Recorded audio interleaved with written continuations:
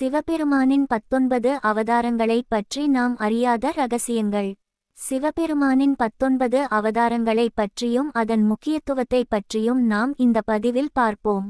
சொல்லப்போனால் சிவபெருமான் 19 அவதாரங்களை பூமியில் எடுத்திருந்தார். வேணுமென்றே கடவுள் மனிதராக பிறந்து மனிதர்களை காப்பாற்றி தீமையை அழிக்கவே சிவபெருமான் இந்த 19 அவதாரம் எடுத்திருந்தார். சிவபெருமானை பற்றி பார்க்கையில் வெகு சிலருக்கே அவர் எடுத்த 19 அவதாரங்கள் பற்றி தெரியும். சிவபெருமானின் ஒவ்வொரு அவதாரமும் ஒரு சிறப்பு முக்கியத்துவத்தை கொண்டுள்ளது. இவர் எடுத்த அவதாரத்திற்கு ஒரு முக்கிய காரணம் ஒன்று இருந்தது. அது மனிதர்களை தீமைகளில் இருந்து காப்பாற்றும் நோக்கமே ஆகும். பிப்லாட் அவதாரம். ஒரு துறவியின் வீட்டில் பிறந்தார் சிவபெருமான். ஆனால் பிப்லாட் பிறப்பதற்கு முன்னதாகவே அத்துறவி வீட்டை விட்டு சென்றார். சனி திசையின் இருக்கை நிலை சரியில்லாததால் தான் தன் தந்தை வீட்டை விட்டு சென்றதை வளரும் போதுதான் புரிந்து கொண்டார். இதனால் சனியை பிப்லாட் சபித்து தன் விண் நகை இருப்பிடத்திலிருந்து சனி கிரகத்தை வழிபட செய்தார்.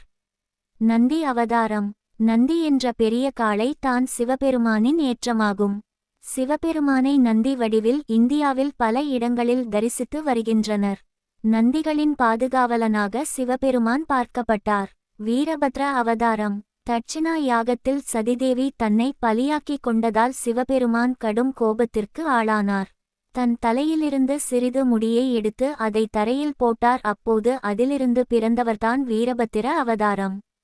பைரவ அவதாரம். பிரம்மனுக்கும் விஷ்ணுவுக்கும் யார் பெரியவர் என்று சண்டை வரும்போது சிவபெருமான் இந்த பைரவ அவதாரத்தை எடுத்தார்.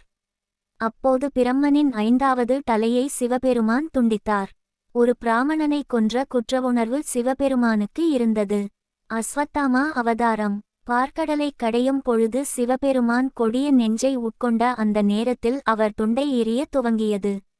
அப்போது சிவபெருமானின் உள்ளிருந்த விஷ்ணு புருஷ் வெளியே வந்தது. அதற்கு கடவுள் ஒரு வரத்தையும் அளித்தார். அதன்படி பூமியில் பிறந்து துரோணரின் மகனாக வளர்ந்து எதிர்த்து நிற்கும் சத்திரியர்களை கொள்வான் விஷ்ணுபுருஷ். ஷரபா அவதாரம். ஷரபா வடிவத்தில் உள்ள சிவபெருமான் பாதி பறவையாகவும் பாதி சிங்கமாகவும் இருப்பார். சிவபுராணத்தின்படி சிங்க அவதாரமான நரசிம்மரை அடக்கவே இந்த அவதாரம் எடுத்தார். கிரகபதி அவதாரம். விஸ்வனார் என்ற பிராமணரின் வீட்டில் மகனாக பிறந்தார். சிவபெருமான் அவருக்கு கிரகபதி என பெயரிட்டார். விஸ்வனார் பிரகபதிக்கு 9 வயது ஆன நிலையில் அவர் இறக்கப் போகிறார் என்று நாரதர் கூறினார். பின்பு சிவபெருமானிடம் ஆசி பெற்றதால் அவருக்கு இருந்த தோஷம் விலகியது. துர்வாச அவதாரம். அண்ட சராசரத்தில் ஒழுக்கத்தை கடைபிடிப்பதற்காக இந்த அவதாரத்தை எடுத்தார் சிவபெருமான். துர்வாசா என்பவர் முன் கோபத்திற்கு பெயர் போன மிகப்பெரிய துறவி ஆவார். அனுமான் அவதாரம். குரங்கு கடவுளான அனுமானும் கூட சிவபெருமானின் அவதாரம்தான். ராமர் வடிவில் இருந்த விஷ்ணுவிற்கு பணிபுரிய இந்த அவதாரத்தை சிவபெருமான் எடுத்துள்ளார். ரிஷப அவதாரம். பார்க்கடல் கடைதலுக்கு பிறகு கீழோகத்திற்கு சென்றார் விஷ்ணு பகவான். அங்கே ஒரு அழகிய பெண்ணை பார்த்து மயங்கினார். அங்கு தங்கி இருந்த பொழுது விஷ்ணு பகவானுக்கு பல மகன்கள் பிறந்தனர். ஆனால் அவரின் அனைத்து குழந்தைகளும் அசுரன் குணத்தை உடையவனாக இருந்தனர். அனைத்து கடவுள்களையும் மனிதர்களையும் ஒரே மாதிரியான தொல்லைகளை அளித்து வந்தனர். அப்பொழுது காளை அல்லது ரிஷப வடிவத்தை எடுத்து அனைத்து கொடிய மகன்களையும் கொன்றார். யாதிநாத் அவதாரம். ஒரு முறை பழங்குடி சேர்ந்த ஒருவன் வாழ்ந்து வந்தான். அவனும் அவன் மனைவியும் தீவிர சிவ பக்தர்கள் ஆவார்கள். ஒரு முறை யாகித் வடிவில் சிவபெருமான் சந்தித்தார். அவர்கள் இருக்கக்கூடிய சின்ன குடிசையில் விருந்தாளிகளை தங்க வைத்து தாங்கள் 2 பேரும் வெளியே படுக்க தீர்மானித்தான். ஆனால் அன்று இரவு வன விலங்குகளால் கொல்லப்பட்டார். அப்போது அவர் மனைவி சாக நினைத்தால் தனது உருவத்தை வெளிக்காட்டிய சிவபெருமான் அவளுக்கு ஒரு வரமளித்தார். அதன்படி அவளும் அவள் கணவனும் மீண்டும் மண்ணில் பிறப்பர். கிருஷ்ண தர்ஷன் அவதாரம். ஒருவர் வாழ்க்கையில் யாகம் மற்றும் சடங்குகளின் முக்கியத்துவத்தை உணர்த்தவே சிவபெருமான் இந்த அவதாரத்தை எடுத்தார். விசுவரியா அவதாரம். அனைத்து விதமான ஆபத்துகளிலிருந்து மனிதனை காக்கவே சிவபெருமான் இந்த அவதாரத்தை எடுத்தார். சுரேஸ்வர் அவதாரம். தனது பக்தர்களை சோதிக்க இந்திரன் வடிவில் உருவெடுத்தார் சிவபெருமான். அதனால் தான் அவரை சுரேஸ்வரர் என்று அழைக்கிறோம். கீரத் அவதாரம்.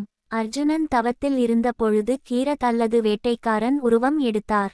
சிவபெருமான் அர்ஜுனனை கொல்ல மூக்கா என்ற அரக்கனை அனுப்பி வைத்தார். துரியோதனன் காட்டு பன்றி போல தன்னை மாற்றிக்கொண்டான்.